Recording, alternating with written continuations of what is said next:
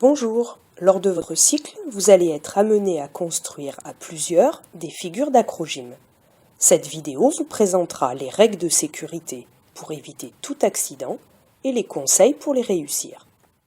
Avant de réaliser des figures d'acrogym, c'est-à-dire des figures acrobatiques à plusieurs, en duo, en trio ou en quatuor, il est très important d'en connaître les règles de sécurité pour éviter toute blessure accidentelle et pour établir une relation de confiance entre les gymnastes acrobates.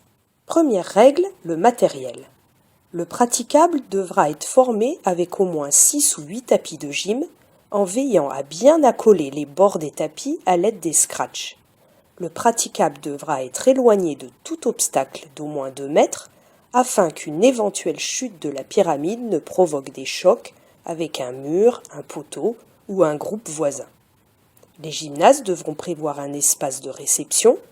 Pour cela, ils veilleront à réaliser leur figure au milieu du praticable pour avoir toujours une zone de réception devant, derrière, à droite et à gauche. Deuxième règle, la tenue.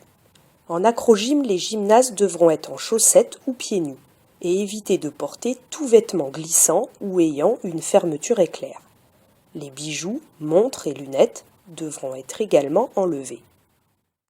Troisième règle, les prises de main. Pour tenir solidement ses camarades, les gymnastes devront utiliser des prises de main solides pour éviter qu'elles ne glissent. Attention, les prises au cou sont strictement interdites. Sur les figures en contrepoids, les gymnastes pourront se tenir par les avant-bras comme ceci. Quatrième règle, les zones d'appui. En acrogym, nous appellerons porteur le gymnaste qui supporte le poids d'un ou plusieurs voltigeurs, et nous appellerons voltigeur le gymnaste qui prend des appuis sur le ou les porteurs. Le voltigeur doit être attentif au placement de ses appuis sur le porteur. Il doit prendre appui sur les zones dites solides, c'est-à-dire à la verticale des points d'appui du porteur. Exemple, les épaules, le bassin du porteur ou les genoux. Il ne faudra donc jamais prendre appui sur le milieu du dos ou sur le milieu de la cuisse du porteur. Le voltigeur doit donc s'assurer de ne pas faire mal au porteur. Il grimpe ou s'installe comme un chat, il ne piétine pas le porteur et après sa figure, il contrôle sa descente en choisissant le côté qui garantit le mieux la sécurité du porteur. Il ne doit jamais descendre de son porteur en sautant, car cela occasionnerait des pressions dangereuses sur le porteur. Cinquième règle, le rôle du porteur. C'est le porteur qui assure la sécurité du voltigeur. Il ne doit en aucun cas supprimer les appuis du voltigeur, ni fuir quand la situation devient critique. Si la figure risque de s'écrouler, il doit aider le voltigeur à retrouver son équilibre, notamment en lui permettant de retrouver ses appuis au sol.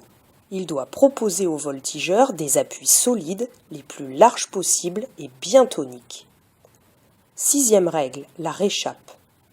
Avant de réaliser une figure, tous les acrobates devront en prévoir le démontage en urgence en étudiant la figure sur l'affiche.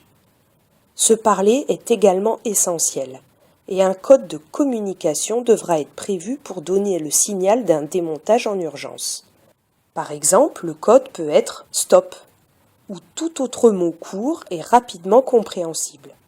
À ce signal, tous les gymnastes doivent comprendre que la figure risque de s'écrouler et qu'il faut permettre à tous, et surtout aux voltigeurs, de retrouver ses appuis le plus rapidement possible. Par ce mot code, le porteur annonce un déséquilibre important et le voltigeur annonce une probable chute.